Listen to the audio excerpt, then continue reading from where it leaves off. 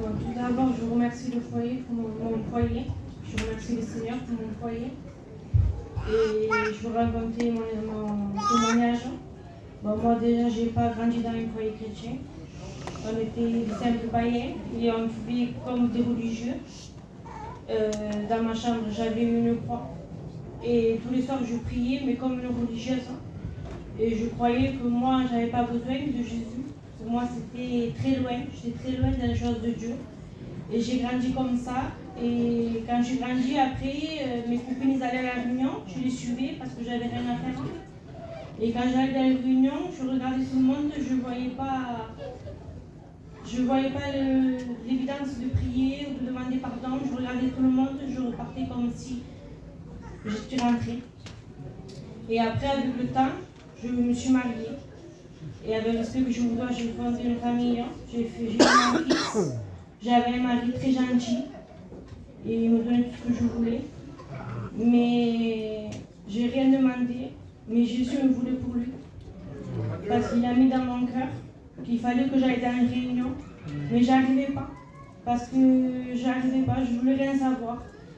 Et Jésus me mettait en moi. Un peu tous les jours, j'avançais. Et j'avais l'envie d'aller dans une réunion. Je ne comprenais pas pourquoi. Et ensuite, j'étais allée à la réunion pour la première fois de ma vie avec mon foyer. Je suis allée à l'annexe de Fourny. Et ce jour, je me suis assise et je faisais comme d'habitude, je regardais le montant. Et ensuite, je me suis dit, je vais prier. Mais parce que je voulais un but dans ma vie. Et j'ai rien dit d'important, je n'ai pas fait de grosses prières parce que je ne priais jamais. Et j'ai dit, Seigneur, je veux te connaître, je veux que tu me bénisses et je veux que tu me sauves. Et le Seigneur ne s'est pas fait attendre. Et le jour même, instantané, j'ai eu une nouvelle naissance. Mais je ne savais pas ce qui se passait. Mais j'ai senti en moi, dans mon cœur, la respiration. Je respirais à nouveau. J'avais le cœur qui battait à 200 à l'heure. Et quand je suis rentrée chez moi, j'avais ma famille. Et je voulais reprendre ma vie. Parce que je ne savais pas au fond de moi qu'est-ce qui s'avait passé réellement. Mais j'arrivais pas à reprendre ma vie comme d'habitude. J'arrivais pas. Et l'envie en moi d'aller aux réunions, tous les soirs j'allais à la réunion avec mon compagnon. J'allais tout le temps aux réunions. Mais je sais que je ne vais pas dire ça, mais je vous dis la vérité. Je suis allée dans des réunions, je me suis passée dans une réunion, mais dans cette réunion, j'ai été déçue. Parce qu'en fait, dans une réunion, Jésus, il est partout. Jésus, il est chez vous, il est dans les réunions, il est dans votre chambre. Mais le principal dans une réunion, c'est la communion, les frères et sœurs, et une famille en Christ. Et si on n'a pas d'enseignement de nos anciens, on ne peut pas tenir. Et ensuite, j'ai laissé la main de Dieu pendant un an.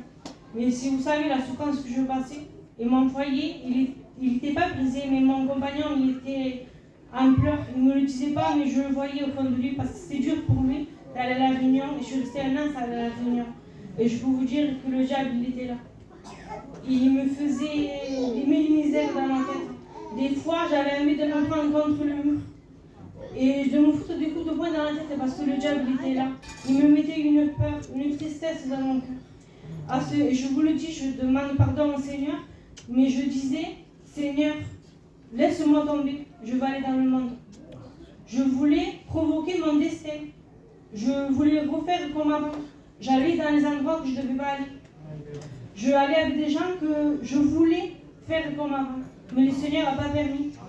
Il n'a pas voulu tout ça. Et après, ça s'est fait comme ça. Mon compagnon est sorti de son église. Il est tourné. Et je priais, je voulais aller à la réunion. Et j'ai suivi mon compagnon. Dieu a fait que j'ai suivi mon compagnon. Il faisait toutes les réunions. Et j'ai demandé au Seigneur, j'ai fait une prière. Parce que des fois, vous demandez des choses de mauvaise manière de prier. Parce que j'ai demandé au Seigneur, d'habitude vous demandez par exemple quelque chose, mais si vous changez de prière, toutes les circonstances vont changer. Et j'ai demandé, Seigneur, je sais qu'est-ce qu'il me faut. Jésus, tu es avec moi, je sais que tu es avec moi. Mais ce que je veux, c'est des bergers. Je veux l'enseignement qui va me faire tenir. Et j'ai dit, ce soir je vais suivre mon compagnon, mais je veux que mes bergers se présentent. Et je veux qu'il me prenne sur son aile et je veux avoir une famille spirituelle. Et le soir même, mon compagnon me dit viens avec moi, on va à l'assemblée de Ricacou. Et moi j'ai dit non, j'ai pas envie d'aller là-bas, je connais personne, j'ai pas envie. Il me dit viens avec moi. Et avant d'aller à la réunion, on va chez mon pasteur, mon berger tout net, et Josie.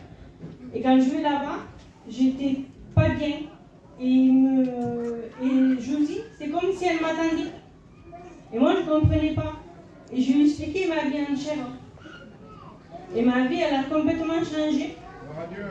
Et maintenant, ça fait 1 an que je vais à la Réunion. Et comme vous le voyez aujourd'hui, je vais passer par du baptême. Et c'est la plus belle vie qu'on peut avoir. Et la seule chose que j'ai à vous dire, c'est que vous ne perdez pas votre temps dans le monde et allez à Jésus. Et Jésus vous aime. Amen.